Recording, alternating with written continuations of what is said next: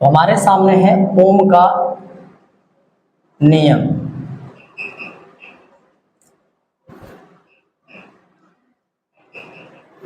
ओम को नियम को हम लोग इंग्लिश में हम लोग बोलते हैं ओम्स लॉ, क्योंकि इस ओम की जो स्पेलिंग्स होगी वो OHM होगी।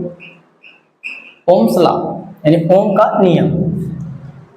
ओम के द्वारा दिए गए जो नियम है उसे ओम का नियम कहते हैं। ठीक, तो ओम एक साइंटिस्ट का नाम है जो कि ओम एक प्रतिरोध का मात्रक होता है। तो ओम साइंटिस्ट ने क्या किया था, रेजिस्टेंस का मात्रक ओम बताया था।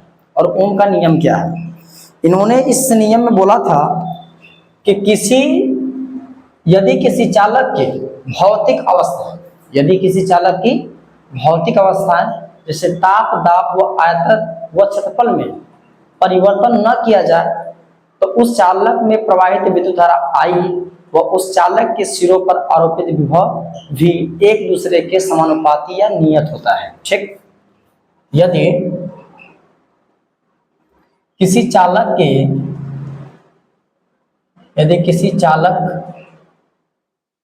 के भौतिक अवस्थाएं, कौन सी अवस्था, भौतिक अवस्थाएं जैसे ताप, कामादाब, आयतन तथा क्षेत्रफल, आयतन तथा क्षेत्रफल में परिवर्तन न किया जाए, में परिवर्तन न किया जाए, मतलब बदलाव न किया जाए, तो उस चालक में प्रवाहित विद्युत धारा, उस चालक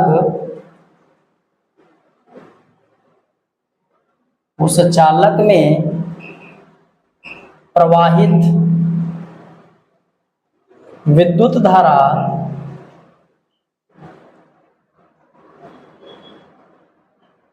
व चालक के सिरों पर उत्पन्न विभव, व चालक के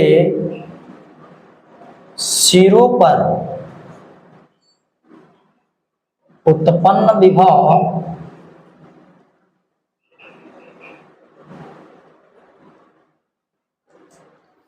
चालक के सिरों पर उत्पन्न विभव समानुपाती होता है, समानुपाती या अनुक्रमानुपाती होता है। क्योंकि समानुपाती या अनुक्रमानुपाती का मतलब एक ही चीज है। समानुपाती या अनुक्रमानुपाती होता है।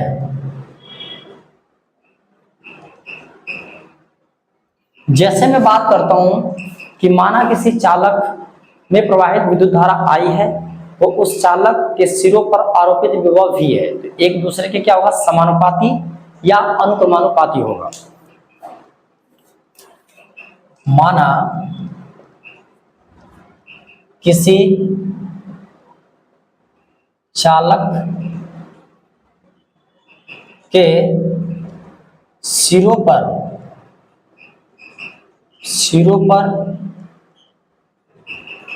उत्पन्न या आरोपित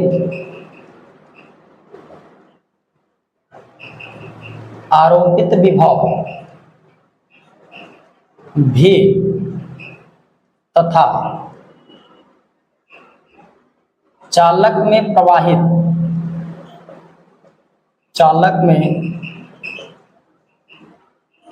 धारा यानी कौन सी, विद्युत धारा I के समानुपाती होता है, समानुपाती होता है। चलिए इसको समझते हैं। तो भी समानुपाती I होगा। ओम के नियम के अनुसार V समानुपाती क्या होगा, I होगा। जैसे जैसे विभव के मान में वृद्धि करते हैं वैसे वैसे उसके धारा के मान में भी वृद्धि होती है। यदि हम लोग वोल्टेज को बढ़ाते हैं तो जो धारा उसका मान भी बढ़ता है, यानी धारा के मान को बढ़ने के साथ साथ जो वोल्टेज है उसके मान में इंक्रीजिंग होती है। यदि मान लीजिए जैसे एग्जांपल में हम लोग स्टेबलाइजर से उसके वोल्टेज को बढ़ाते हैं तो क्या करता है कि धारा का मान बढ़ता जाता है। तो उसी तरीके से जब हम धारा के मान को बढ़ाते हैं तो उसमें वोल्टेज को हमें बढ़ाना पड़ता है। तो वोल्टेज को बढ़ाने के साथ साथ धारा का मान क्या करना पड़ता है। जब वोल्टेज को हम लोग कम करते हैं तो उस समय धारा क्या होगी, कम होती जाती है। तो सिंपल चीजें हैं, यदि हम लोग विभव के मान को इंक्रीज करते हैं तो धारा का मान भी क्या होता है, इंक्रीज होता है। विभव के मान को यदि हम कम करते हैं तो धारा के मान में भी कमी आती है। तो यही है V यानी विभव समानुपाती I यानी विद्युत धारा। ठीक, अब इनको हम बराबर करना चाह रहे हैं तो हम लोग क्या काम करेंगे, V is equal to I into R, या इसको हम लिख सकते हैं V is equal to R into I, जहां पे R ने उस समानुपाती सिंबल को हटा करके I के साथ गुणा होकर के V के बराबर हो। अब यहाँ पे जो आपके सामने V है इसको विभव कहा जाता है, R को बोलते हम लोग प्रतिरोध नियतांक कहते हैं, प्रतिरोध नियतांक, और जो I है वो आपका विद्युत धारा है।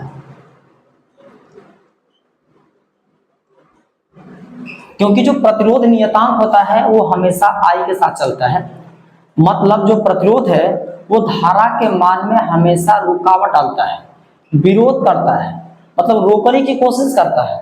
इसलिए R व I एक दूसरे के पास पास चलता है। सही बात है ना। हाँ, तो आगे चलते हैं। अब हम बात करते हैं कि भैया जो ओम का नियम था उसके द्वारा हमने सूत्र को पा लिया, व्यंजक को पा लिया। तो इसके और भी तरीके से इनको हम सूत्र को लिख सकते हैं। V बराबर I इंटू R लिखें। अब हम लोग चाहेंगे तो I बराबर V बटे R भी लिख सकते हैं।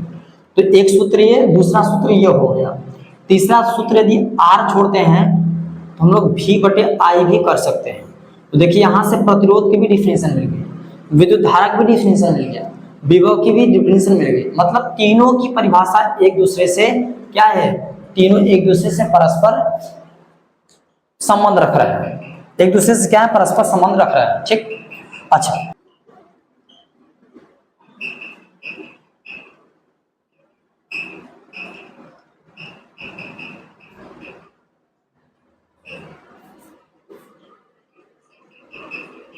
परिपथों पर लागू कराना।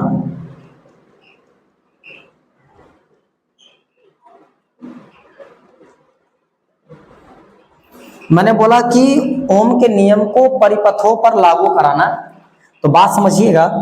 ओम का नियम, अच्छा, जिस वैद्युत परिपथ में ओम का नियम लागू हो जाता है उसको ओमी परिपथ कहते हैं, और जिस परिपथ में ओम का नियम लागू नहीं होता है उसको अनओमी परिपथ कहते हैं। तो सिंपल तरीका है, यानी ओम का नियम भैया परिपथों पे लागू होता है, यानी जिस परिपथ पे ओम का नियम लागू होता है उसको ओमी परिपथ कहा जाता है। कौन सा परिपथ, ओमीय परिपथ। जैसे स्टेबलाइजर है तो स्टेबलाइजर पे ओम का नियम काम कर रहा है तो इसलिए वो ओमी परिपथ हो गया। दूसरा है अनओमी परिपथ।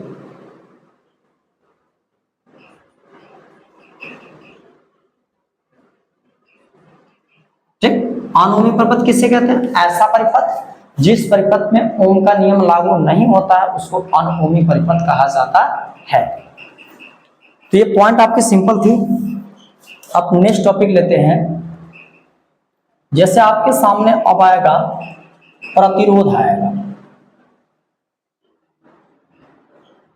प्रतिरोध को हम लोग इंग्लिश में रेजिस्टेंस कहते हैं। क्या कहते हैं बेटा, रेजिस्टेंस। तो प्रतिरोध को क्या कहते हैं, रेजिस्टेंस। प्रतिरोध कहते किसको, सबसे पहले आप प्रतिरोध के अर्थ को समझिए। तो प्रतिरोध का अर्थ क्या होता है, हम इसके अर्थ के बारे में समझते हैं। इसका अर्थ होता है रोकना या रुकावट या विरोधाभास करना।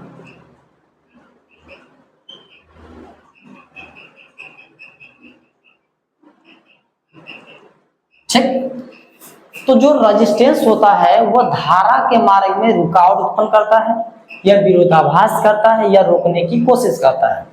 तो सिंपल तरीका है, प्रतिरोध शब्द का अर्थ होता है रोकना, रुकावट या विरोध करना या विरोधाभास होता है। ठीक, अच्छा, प्रतिरोध कहते किसको, ध्यान से समझिएगा। धारा के मार्ग में रुकावट उत्पन्न करने वाले को हम लोग प्रतिरोध कहते हैं। तो पहली डिफिनेशन ये है,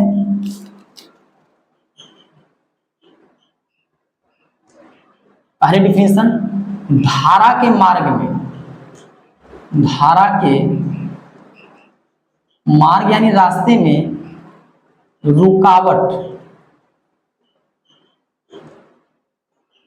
उत्पन्न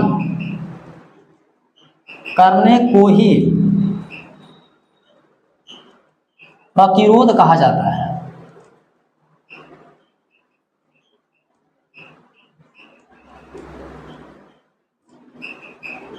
क्या कहा जाता है, प्रतिरोध।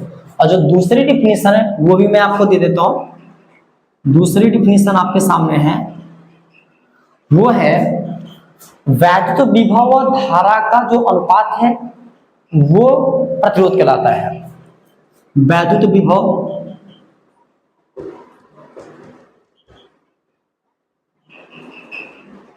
व धारा के अनुपात को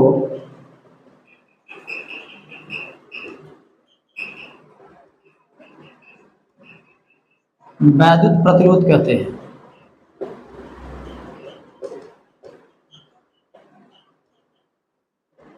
ठीक, प्रतिरोध को रेजिस्टेंस हम लोग कहते हैं इसको, लेकिन प्रतिरोध को दर्शाते हैं हम लोग कैपिटल आर से। तो दर्शाने की यदि बात आती है, इसको किससे दर्शाते हैं, कैपिटल आर से दर्शाते हैं। लेकिन इसके मात्रक की बात आती है तो इसका जो मात्रक है, इसका मात्रक ओम होता है। यानी ओम साइंटिस्ट ने क्या किया था, धारा के मार्ग में रुकावट उत्पन्न करने वाले को प्रतिरोध कहा और प्रतिरोध के मात्रक को ओम कहा जाता है। ठीक है, यानी ओम साइंटिस्ट ने प्रतिरोध का जो मात्रक है वो अपने नाम पर दिया। ठीक, तो इस ओम को फिगर के अनुसार समझिएगा, इस तरीके से हम लोग दर्शा सकते हैं इसको। ये ओम का क्या है, फिगर है, इसको प्रतीक कहते हैं। ठीक, अब लेते हैं कि प्रतिरोध के प्रकार लेते हैं। प्रतिरोध के मुख्यतः दो प्रकार होते हैं। प्रतिरोध के प्रकार, ठीक है, types of resistance, types of resistance. तो आपके सामने जो रेजिस्टेंस के प्रकार वो कितने हैं, दो है, जिसमें आपका पहला आएगा आंतरिक प्रतिरोध। कौन सा आएगा, आंतरिक प्रतिरोध आएगा, जिसको कहा जाता है इंटरनल रेजिस्टेंस। और आपके सामने दूसरा आएगा जिसको एक्सटर्नल रेजिस्टेंस कहते हैं, यानी बाह्यतम प्रतिरोध या बाहरी प्रतिरोध,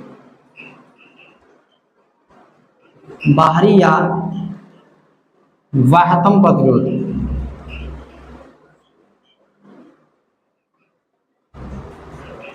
ठीक, और इसको इंग्लिश में हम लोग एक्सटर्नल रेजिस्टेंस कहते हैं,